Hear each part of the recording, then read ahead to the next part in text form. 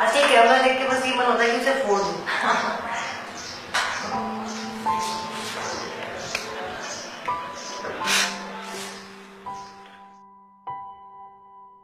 दुष्यंत है 2 तारीख को शाम को घर से निकला था और रात को उसका फोन स्विच ऑफ हो गया। तो घर वाले थोड़े चिंतित परेशान हुए, रात भर उसको ढूंढा, उसके फोन पे ट्राई किया और उसी दौरान वो ढूंढ रहे थे जब उनके फोन पे करीब 10:15 बजे दुष्यंत के नंबर से ही कॉल आया।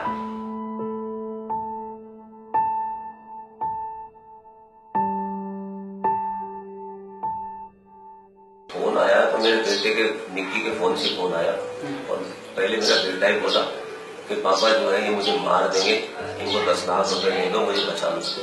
फिर वो फोन उस पिया सेठ ने ले लिया और उसने बहुत ही गंदी गालियां दी मेरे को और मेरे को कहा तेरे बेटे को बचाना है ना तो 10 लाख रुपए इसके खाते में जमा करा दे। मैंने कहा भाई 10 लाख तो मेरे पास नहीं है अभी, तो मेरे को टाइम दो 4 बजे तक का, तो अभी कितने जमा करा देगा? मैंने कहा मेरे पास 2-3 लाख है, 3 लाख रुपए 20 रुपए जमा करा, नहीं तो तेरे बेटे को मार देंगे। मैं खूब गिड़गिड़ाया, रोया और बीच में गाड़ी गलौज चालू हुई उसकी। अब आपने बताया, आप सब ने कहे शायद मैंने मेरी जिंदगी ऐसे अब सब किसी लड़की से नहीं सुने होंगे। वहां से मैंने 3 लाख रुपए की FDR थी मेरी कोऑपरेटिव बैंक में, वो FDR मैंने तुड़वा के उसके पैसे लेके और मैं यूनियन बैंक में गया। बस उसके बाद उसे फोन स्विच ऑफ कर दिया तो दोबारा फोन दिया।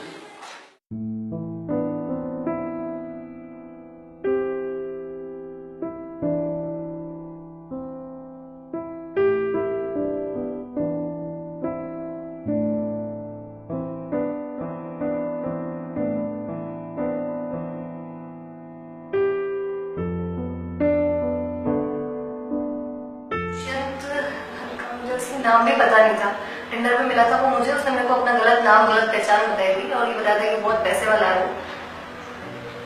और मैं दिशांत साथ में रह रही थी, उसके ऊपर कर्जा था तकरीबन 21 लाख का। उसे कोई चाहिए था ऐसा बंदा जिससे पैसे आ सके, तो हमने मिलकर प्लान बनाया था कि किसी को किडनैप करके फिरौती मांग के उसका मर्डर कर देंगे। मर्डर का प्लान पहले से ही था, किसके साथ होगा क्या होगा ये फिक्स नहीं था, लेकिन जब दुष्यंत मिला उसने अपने बारे में बताया, ऐसा झूठ बोला कि वो बहुत पैसे वाला है, तो हमने फिर उसको किडनैप करके उससे फिरौती मांगी। लेकिन बाद में पता लगा कि वो उसके पास कुछ नहीं है। दुष्यंत के फादर ने आप लोगों कुछ अकाउंट में पैसे ट्रांसफर करा दिए थे, फिर भी आपने उसको मार दिया, ऐसा पैसे ट्रांसफर करने से पहले ही मार दिया था। कैसे मारा आपने दुष्यंत को? पहले उसका गला घोटा निशान से, उसके बाद वो नहीं मरा तो फिर लक्ष्य आया, लक्ष्य ने उसका मुंह तकिए से दबाया, फिर भी नहीं मरा, वो बेहोश हो गया। उसके बाद फिर दीक्षांत ने उससे चाकू मंगाया, मैंने उसे चाकू लाके दिया और दीक्षांत ने उसका गला काट दिया चाकू से। आपने इन्वेस्टिगेशन ऑफिसर जो एक पहले आपके केस की थी उनको ये बोला कि आप वो चाकू अपने एक्स बॉयफ्रेंड को मारने के लिए लेकर आए थे?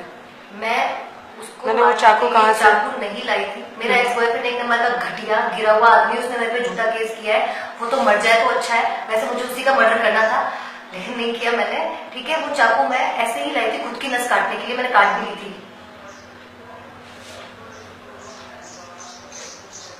आपने दुष्यंत को स्टैप नहीं किया? नहीं किया।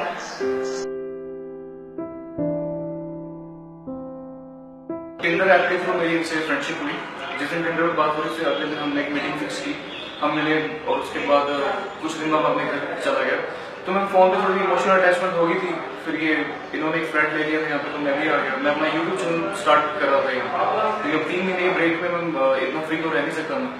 तो बस साथ साथ चलते गए, एंजॉय करते गए, थोड़ी इमोशनल अटैचमेंट बढ़ गई। और प्रिया ने मेरे को बोला था कि वो एक ट्रैवल एजेंसी में काम करते हैं, वासु हॉलीडेज के नाम से, तो मैंने ट्रस्ट कर लिया।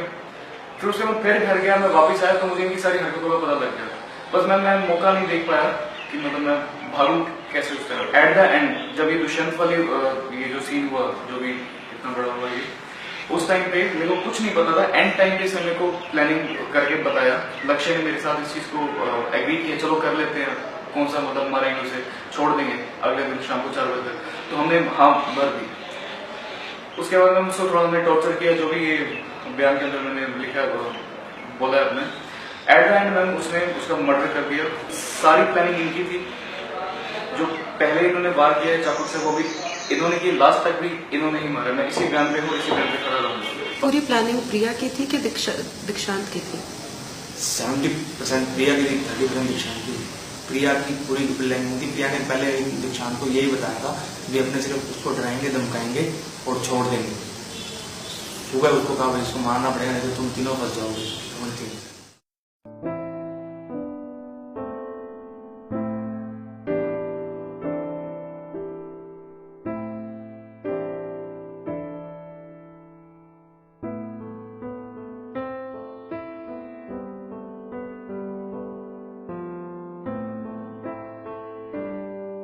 आप क्या करते थे, अपने बारे में थोड़ा सा बता दीजिए।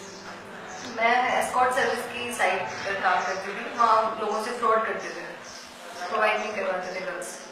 किस तरह से फ्रॉड करते थे? फ्रॉड इस तरह से करते थे कि पैसे लेके भाग जाते थे और कुछ प्रोवाइड नहीं कराते थे। मैं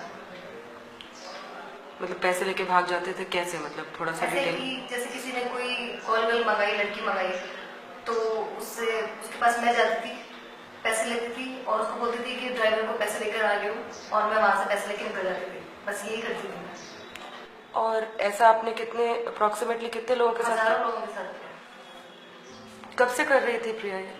6 साल 7 साल हो गए। 6 साल। कभी किसी ने कंप्लेंट नहीं करी? नहीं।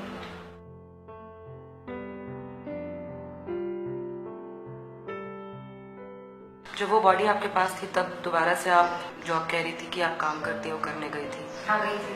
उसके बारे में बॉडी मेरे पास नहीं थी तब। बॉडी फेंक दी थी हमने। शाम को गई थी मैं, बॉडी दोपहर में फेंक दी थी। तो आप मर्डर करने के बाद भी एक्सटॉर्शन करने गई थी किसी से? एक्सटॉर्शन नहीं बोलते इसको मैडम। आप पहले एक्सटॉर्शन की डेफिनेशन नेट पे सर्च कर लीजिए खुद। वो लोग कॉल गर्ल्स बुलाते हैं, उसके पैसे देते हैं। कैसे एक्सटॉर्शन कैसे कह सकते हैं आप इसको? डिफाइन कीजिए एक्सटॉर्शन को। मैं उन्हें ब्लैकमेल नहीं करती थी।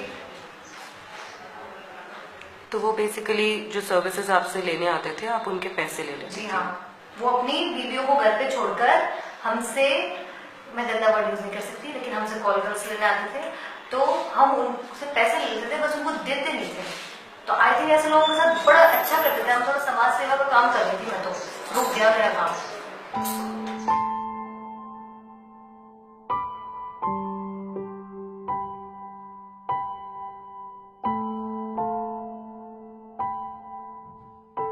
जनवरी 2018 को परिवादी गजराज सिंह ने दर्ज करवाया था कि उसे प्रिया सिंह नाम की लड़की ब्लैकमेल कर रही है।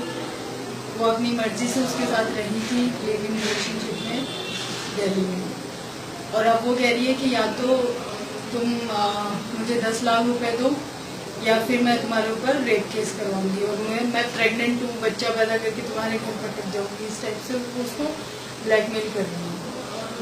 अब इसकी हमने बाद में इन्वेस्टिगेशन किया तो उसके पास रिकॉर्डिंग वगैरह थी। जैसे उसने व्हाट्सएप पे बात करते हैं, व्हाट्सएप कॉल रिकॉर्ड नहीं होते, तो उसने दूसरे फ़ोन से उनको रिकॉर्ड किया है और फिर वो पेश किया है कि मैडम वो इस तरीके से मुझे धमकाती है। तो वो उसमें कह रही है कि मैं तेरी बहन के घर पे आके उसके मुंह पे तेजाब फेंक दूंगी, उसकी फ़ोटो एस्कॉर्ट साइट पे अपलोड कर दूँगी, तुझे मार दूंगी, तेरे परिवार को ये कर दूंगी, वो कर दूंगी। इस टाइप से उसने काफ़ी उसको धमकाया है, तेरे पे दुष्कर्म का केस कर दूंगी। उस रिकॉर्डिंग के आधार पे हमने उसको गिरफ्तार किया मार्च 2018 में। 7 मार्च 2018 को हमने उसको गिरफ्तार किया। तो उसने स्वीकार किया है कि मैंने ऐसा ऐसा किया और पैसे भी हमने बरामद किए। 4,14,000 रुपये हमने उससे बरामद करवा लिए। उसके बाद 12 मार्च को उसकी जमानत हो गई।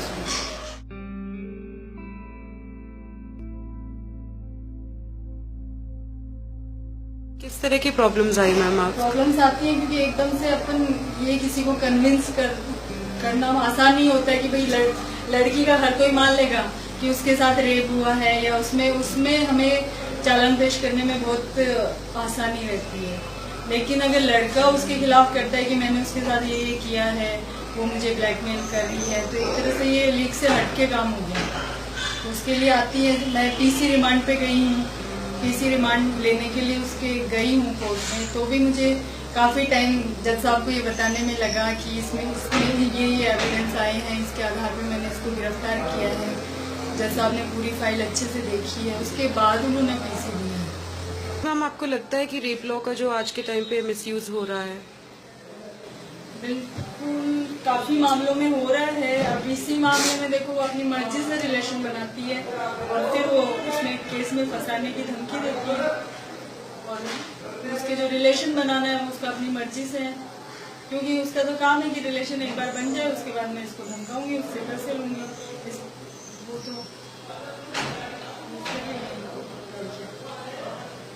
तो मैम हमारा जो लॉ है उसमें डेटरेंट है कि अगर कोई इस तरह से फॉल्स केस करता है तो उनको भी पनिशमेंट मिले? होना चाहिए, बट वही है, लोग लड़कियों के पक्ष में जाता है और लड़कियां होती भी हैं, लड़कियों के साथ जाती होती भी है, लेकिन कई लड़कियां इसका गलत फायदा उठाती हैं।